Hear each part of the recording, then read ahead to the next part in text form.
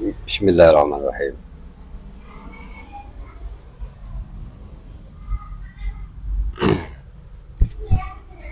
Assalamualaikum warahmatullahi wabarakatuh. Bismillahirrahmanirrahim. Alhamdulillahi rabbil alamin. Wassalatu wassalamu ala rasulillahi sayyidina Muhammadin wa ala alihi wa sahbihi ajma'in, amma ba'du. Ibu bapak saudara-saudariku, para sahabatku sebangsa dan setanah air dimanapun Anda berada yang saya muliakan, juga kepada siapapun Anda dari negara pun Anda berada yang mengikuti menonton video-video yang disiarkan, dipublikasikan oleh channel Wali NU.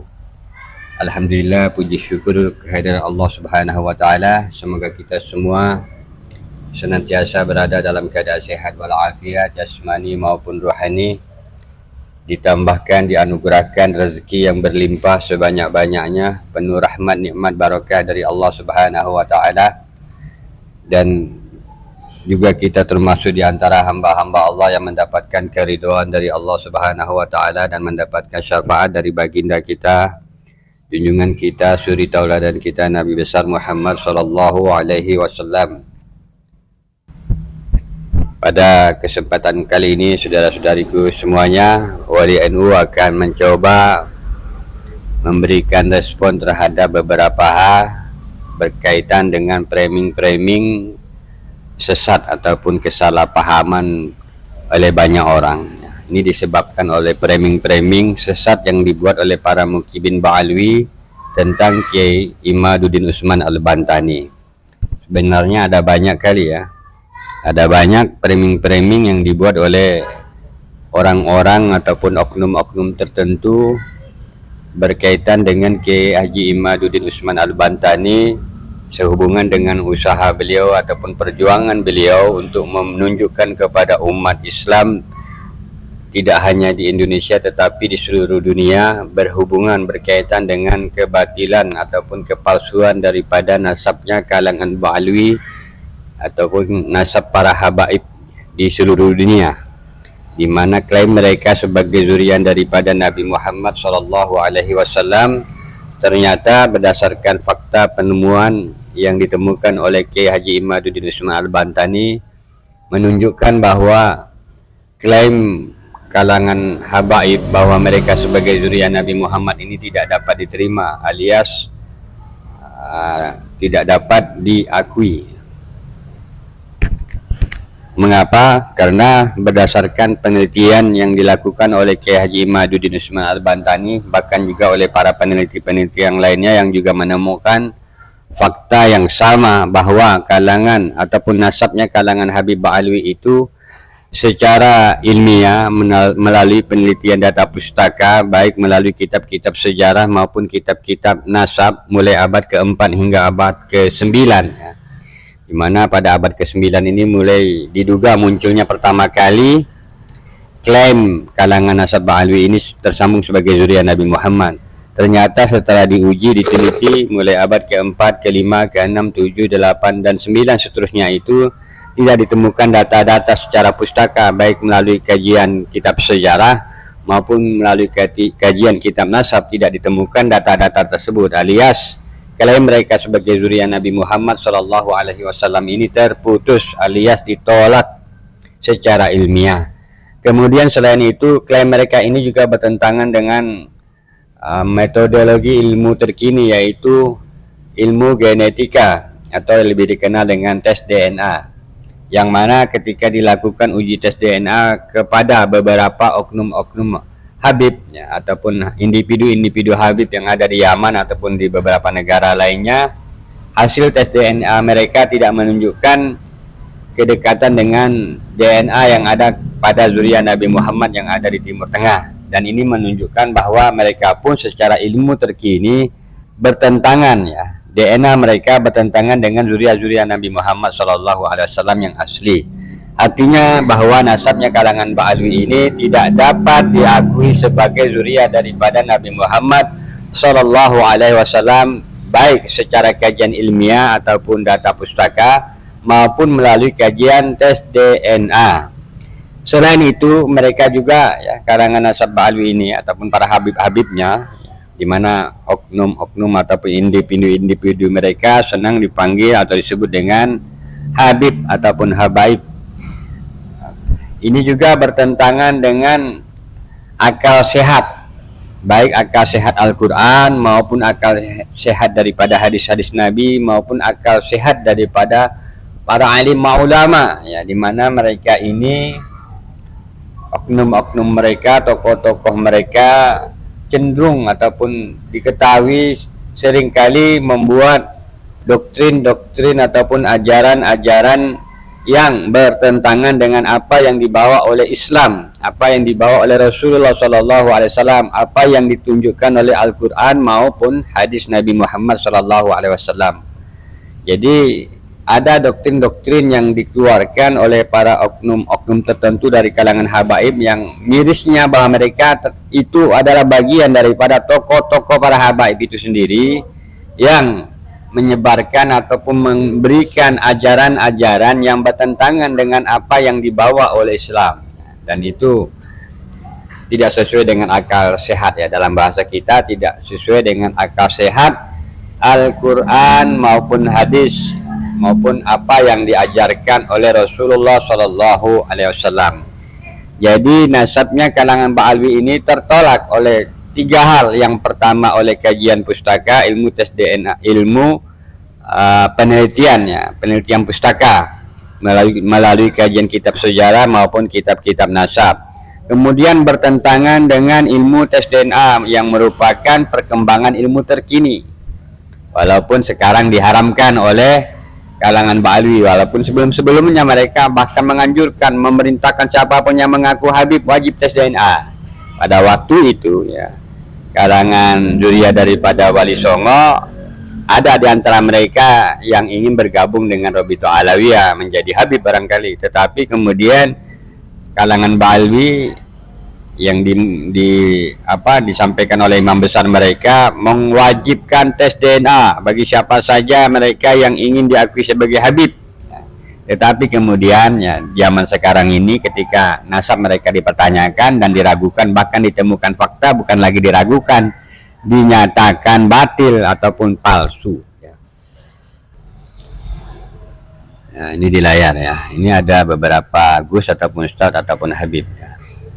Saudara-saudariku, para sahabatku semuanya, pada kesempatan kali ini Wali NU mencoba meluruskan framing sesat yang dibuat oleh para mukibin Ba'alwi tentang Kiai Haji Imaduddin Usman Al-Bantani, ya, meluruskan kesalahpahaman banyak orang tentang Kiai Imad. Sebenarnya ada banyak kami temukan, ya, cuman yang dapat kami sampaikan mungkin hanya beberapa poin saja. Yang pertama, ada framing ataupun pendapat ataupun ujaran-ujaran yang menyatakan, memberitakan, menyampaikan informasi bahwa Kiai Imad atau Kiai Imaduddin adalah pembenci Ahlul Bait Nabi dan pembenci ulama. Ini framing ataupun berita fitnah yang dibuat, yang disebarkan oleh para mukibin Ba'alwi. Saudara-saudariku, para sahabatku semuanya, tentu saja ini adalah fitnah yang luar biasa yang ditujukan kepada Kiai Imad, bahkan sekarang juga ditujukan kepada siapapun orang yang mendukung, mensupport, membantu Kiai Imad di dalam memperjuangkan, menyampaikan kebenaran fakta yang sudah ditemukan. Saudara-saudariku semuanya, Kiai Imad bukanlah pembenci Ahlul Bait Nabi, tidak juga sebagai pembenci ulama, ya, walaupun di framing sedemikian rupa oleh para ustadz-ustadz tertentu, oleh mukibin Ba'alwi tertentu, ya. Yang dilakukan oleh Kiai Imad adalah bahkan sebaliknya, dalam rangka usaha membersihkan nama Rasulullah SAW, membersihkan keluarga Rasulullah SAW, Ahlul Bait Nabi Muhammad SAW. Dari apa? Dari kelompok-kelompok oknum-oknum suku bangsa tertentu yang menggunakan kemuliaan daripada Rasulullah untuk kepentingan mereka, ya, untuk tujuan-tujuan mereka, baik tujuan politik, kehidupan dan seterusnya, yang bahkan itu bertentangan dengan apa yang dibawa oleh Rasulullah SAW. Jadi di sini kita perlu luruskan bahwa Kiai Iman maupun mereka yang mendukungnya bukanlah orang ataupun kelompok orang yang membenci Ahlul Bait Nabi. Sebaliknya yang dilakukan oleh Kiai Iman dan para pendukungnya adalah dalam rangka usaha membersihkan nama baik keluarga Rasulullah SAW, nama baik Ahlul Bait Nabi Muhammad, nama baik para zuriyah Nabi Muhammad SAW dari kelompok-kelompok orang yang ingin mengklaim diri mereka sebagai zuriyah Nabi Muhammad, tetapi mereka tidak memiliki data fakta secara riwayat, secara sejarah maupun secara tes DNA. Ya, kalau Anda mendengarkan ceramah-ceramah daripada Kiai Iman, Anda tidak akan menemukan hal seperti itu. Tidak ditemukan bahwa Kiai Iman membenci Ahlul Bait Nabi. Kiai Iman adalah seorang alim ulama, ya, seorang alim yang juga bersolawat, yang mengamalkan solawat Nabi, yang juga mencintai daripada Rasulullah SAW. Bahkan yang dilakukannya adalah sesuatu yang luar biasa di dalam rangka menjaga kesucian daripada martabat Rasulullah SAW dan keluarga Nabi Muhammad SAW. Jadi framing bahwa Kiai Iman adalah pembenci Ahlul Bait Nabi dan pembenci ulama adalah fitnah yang dilakukan oleh oknum-oknum tertentu di dunia maya ini, ya. Kemudian framing sesat berikutnya, ya, ini di awal-awal lebih kurang 1 tahun yang lalu ketika Kiai Iman pertama kali muncul di dunia maya mempublikasikan tesisnya, di mana ada framing sesat bahwa Kiai Iman kabur dalam debat 3 hari 3 malam, kemudian mendapatkan gelar, beliau digelari sebagai Al-Kaburi. Ya. Ini framing dibuat oleh beberapa ustadz, ya, diantaranya ada Gus Wafi, ada juga Idrus Romli dan lain-lain. Bagi mereka yang awam tentu saja nggak tahu ini, ya, perkara yang sedang terjadi pada masa itu. Jadi lebih kurang setahun yang lalu pertama kali munculnya Kiai Haji Imadun Usman di ranah publik menyampaikan informasi dan penemuannya ini. Pada masa itu kalangan Ba'ali masih memiliki kekuatan yang luar biasa, di mana mereka dapat memobilisasi umat sedemikian rupa. Mereka pun dapat memiliki kekuatan untuk mempersekusi siapapun mereka yang beda di dalam politik, beda di dalam pandangan, beda organisasi, ataupun siapa saja yang mereka tidak sukai. Mereka akan persekusi. Jadi bisa Anda bayangkan pada saat itu, ya. Kemudian Kiai Iman mengujarkan atau menyampaikan informasi siapapun yang ingin berdebat, berdiskusi silakan, akan dilayani 3 hari 3 malam. Tentu saja tidak sembarang orang yang bisa berdiskusi. Kalau semua orang dilayani, jangankan Anda, saya pun tidak akan sanggup melayani. Walau sekedar datang doang, ya. Datang doang ke tempat saya pun saya nggak akan sanggup melayani, tidak akan sanggup menyediakan waktu. Seperti itu untuk semua orang, ya. Kemudian tantangan 3 hari 3 malam itu ditujukan kepada Robito Alawiyah, bukan kepada mukibin Ba'alwi. Sampai detik ini tantangan daripada Kiai Iman bahkan tidak ada yang menyanggupinya dari kalangan Ba'alwi sendiri. Dari kalangan para habaib itu sendiri nggak ada yang berani ataupun menyanggupi untuk menerima tantangan debat. Kiai Imad tidak melayani selain Rabithah Alawiyah untuk kalau ingin debat secara live ya.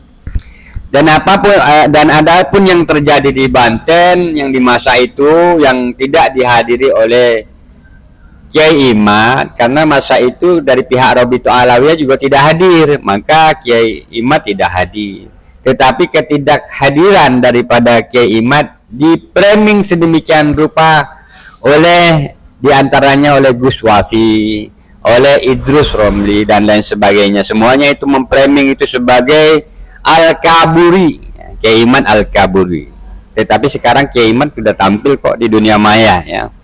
Sudah melayani debat secara live. Tetapi sampai detik ini pihak Rabithah Alawiyah pun tidak muncul. Yang muncul ya cuman orang-orang ataupun oknum-oknum pembela nasab Ba'alwi yang diduga mereka ini pun dibayar ya. Mendapatkan support dari Rabithah Alawiyah untuk melawan Kiai Imad. Sayangnya kelompok-kelompok ustadz-ustadz ataupun gus-gus yang membela nasab Ba'alwi ini lebih banyak mereka menggunakan framing-framing ataupun pembodohan-pembodohan ataupun berita-berita sesat sehingga diikuti oleh para muhibbin Ba'alwi dan menjadikan itu sebagai suatu kebenaran ya. Seperti framing bahwa Kiai Imad kabur. Al-Kabur ini kan framing sesat yang luar biasa, merupakan fitnah yang luar biasa. Dan itu kenyataannya tidak seperti itu, Pak.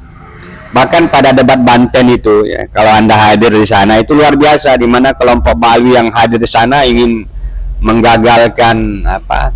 Kalau ada Kiai Imad hadir pada saat itu mungkin akan dibantai atau dibunuh, bahkan mungkin begitu ya. Di masa itu tahun yang lalu, di mana kelompok Ba'alwi ini masih punya kekuatan yang luar biasa. Mereka sanggup mempersekusi, memukuli, menampar dan lain sebagainya. Tetapi di zaman sekarang kekuatan itu mulai dilucuti satu persatu ya. Kemampuan mereka mempersekusi siapa saja yang beda pendapat dilucuti satu persatu. Ini berkah dengan kehadiran daripada Kiai Imaduddin Usman Al-Bantani. Alhamdulillah.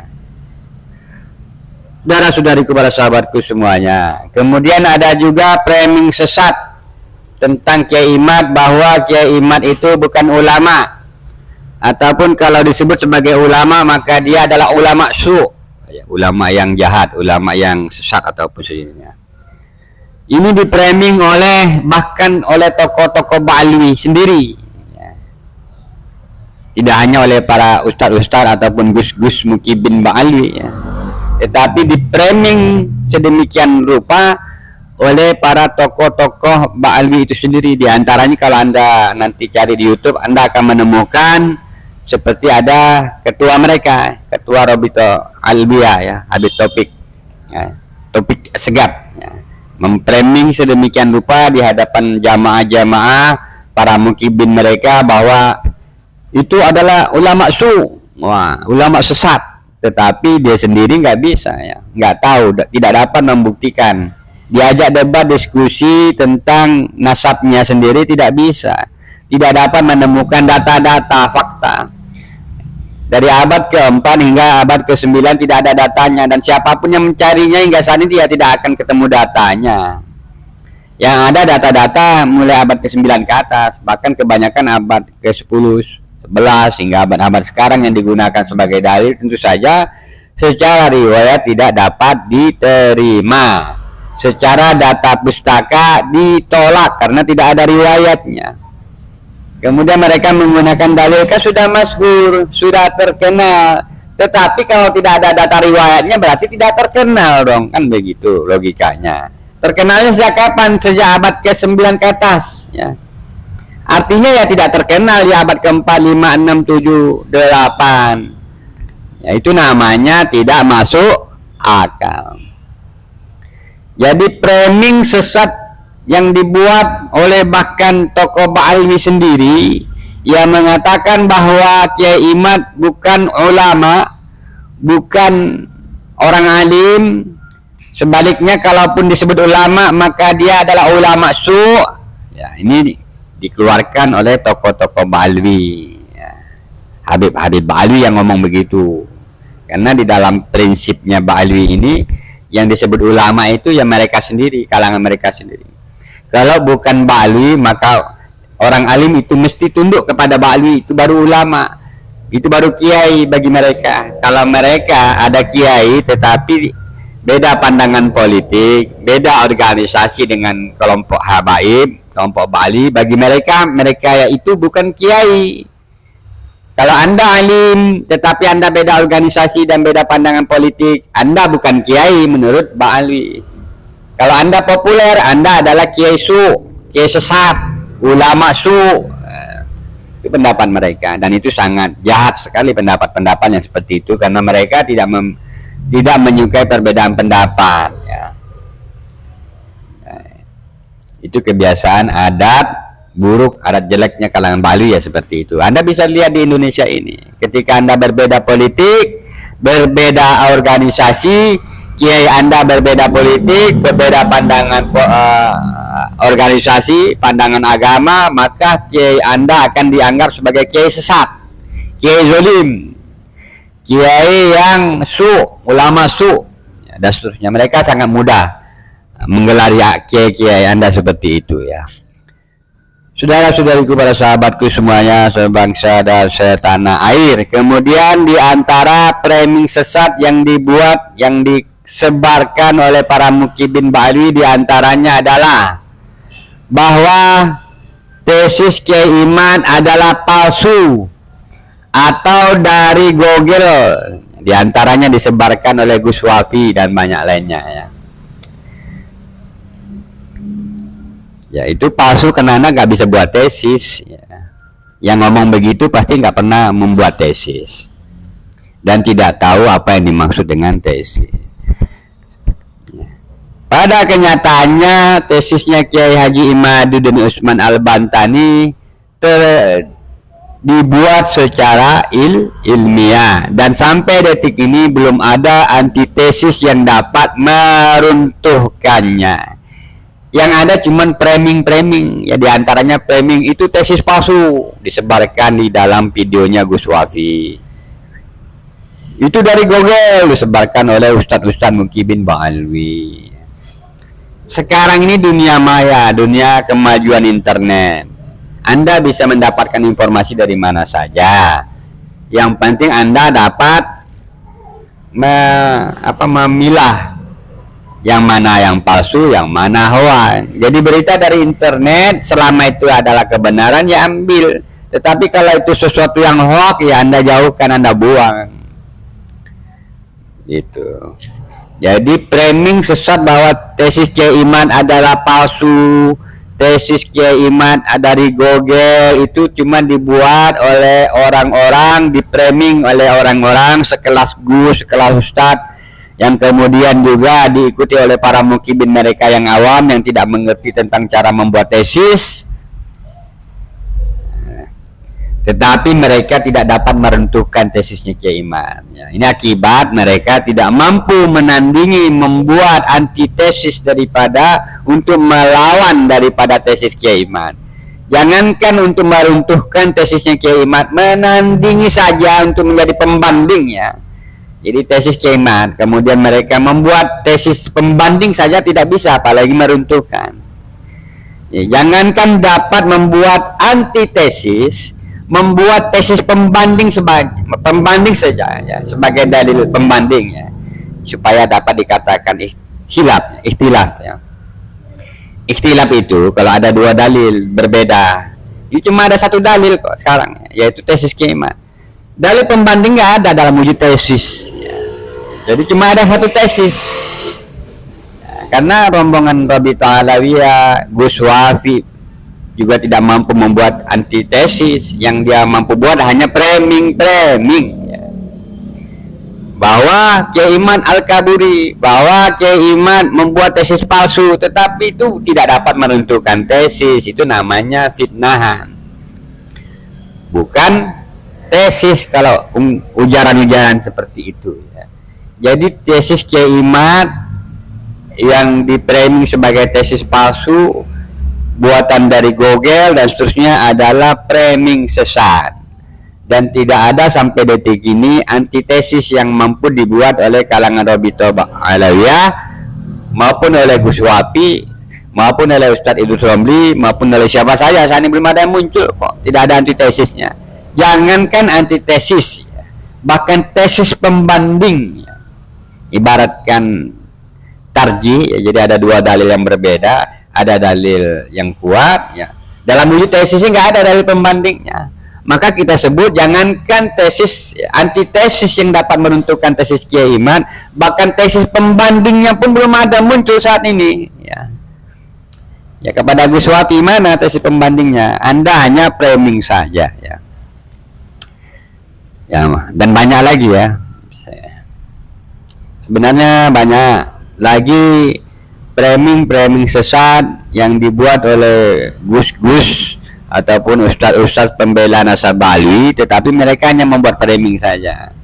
Pada kenyataannya itu tidaklah seperti itu, ya. Apalagi framing Al-Kaburi bahwa Kiai Iman itu adalah Al-Kaburi, kabur itu tidak sedemikianlah, ya. Kalau Anda hadir di debat Banten, tentu akan Anda melihat situasinya pada saat itu, bagaimana situasi pada saat itu sangat sensitif sekali. Andai kata Kiai Iman datang pada saat itu, tentu mungkin akan berbahaya sekali karena bisa dibantai, bisa bahkan mungkin bisa saja dibunuh dan seterusnya. Walaupun pada saat itu ada pengamanan, tetapi pengamanan yang tidak berimbang tentu saja sangat berbahaya. Dan kami sendiri saat itu ya sangat bersyukur bahwa Kiai Iman tidak hadir. Satu, kedua memang Kiai Iman tidak ingin debat dengan sembarang orang. Beliau hanya ingin debat dengan orang dari Robito Alwiyah, ya, RA, atau siapa saja yang memang kalau orang itu mewakili Robito Alwiyah. Dan sementara itu Gus Wapi ketika hadir di Banten juga tidak dalam rangka mewakili Robito Alwiyah. Tentu saja tidak bisa dilayani. Jadi framing bahwa Kiai Iman itu kabur itu tentu adalah framing yang sangat sesat dan fitnah luar biasa. Saudara-saudariku, para sahabatku semuanya, ya, Gus Wapi dan lain-lainnya termasuk Ustaz Romli juga ini mendapat teguran dari Sidogiri, ya. Sidogiri kalau Anda lihat itu, Sidogiri beri peringatan kepada Ustaz Romli dan muridnya Gus Wapi, ya. Kabarnya Gus Wapi ini adalah murid daripada Ustaz Romli karena mengatasnamakan pesantren Sidogiri, ya. Sehingga mereka pun ditegur, ya. Saudara-saudariku, para sahabatku semuanya, itulah yang dapat kami sampaikan pada kesempatan kali ini. Kami belum dapat membuat video yang lebih baik lagi karena kondisi masih dalam bulan suci Ramadan, ya. Selamat berpuasa di akhir-akhir di bulan Ramadan ini. Semoga kita semua termasuk diberikan derajat yang tinggi di dalam keimanan kita sebagai hamba Allah dan diberikan pendidikan muttaqin yang bertakwa kepada Allah Subhanahu wa taala. Lebih dan kurangnya mohon dimaafkan. Wassalamualaikum warahmatullahi wabarakatuh.